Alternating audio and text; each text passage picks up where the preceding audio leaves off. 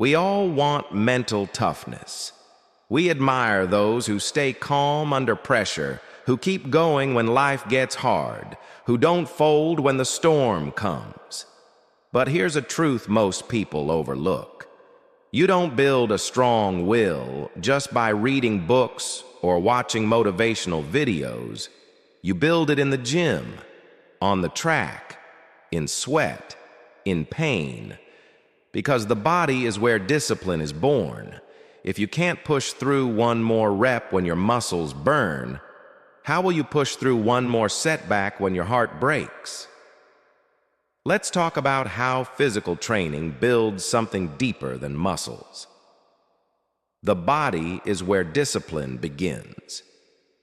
Your mind follows your body's lead. When you wake up before the sun, your mind learns. We do what's right, not what's easy. When you run that last mile, when your legs scream, stop, your mind hears, we don't quit just because it's hard. It's not about sculpting the perfect body. It's about sculpting resilience, grit, endurance. You don't get those from thinking about them. You earn them in the arena of effort. The body doesn't lie.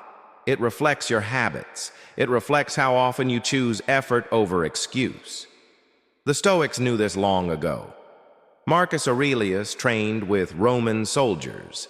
Epictetus walked with a limp from his years as a slave, yet he taught, difficulties show a person's character. And what better way to prepare for difficulty than to face voluntary discomfort? That extra set, that icy morning run, that choice to train when no one's watching.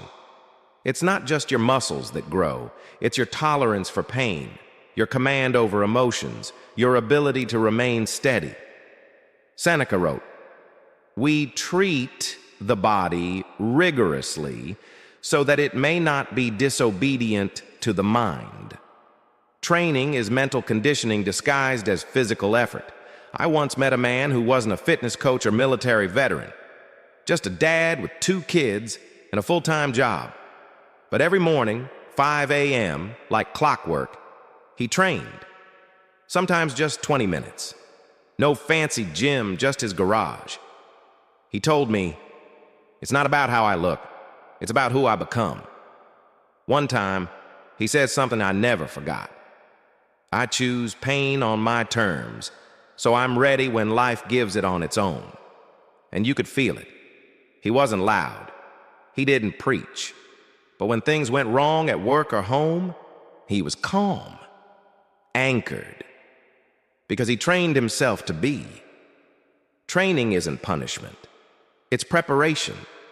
You don't train because you hate your body.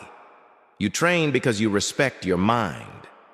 You train for the day the company fails, for the day the relationship breaks, for the day the world doesn't applaud your efforts. Motivation fades, but training stays. When you move your body with intention, you teach your brain to do the same. Every push-up is a vote for mental toughness. Every squat is a vote for internal power. So train hard, not to impress, to prepare. Every drop of sweat now is one less tear later. Every difficult rep is one less excuse when life gets hard. Train because you can, because you must, because the world won't go easy on you.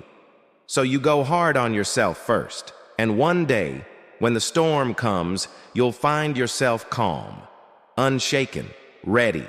You don't need the perfect plan. You don't need a gym membership. You just need to start.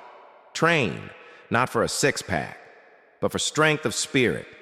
If this message speaks to you, subscribe, not for hype, but for hunger, not for likes, but for legacy. Train every day, because when you train the body, you train the will, and one day, that will saves you.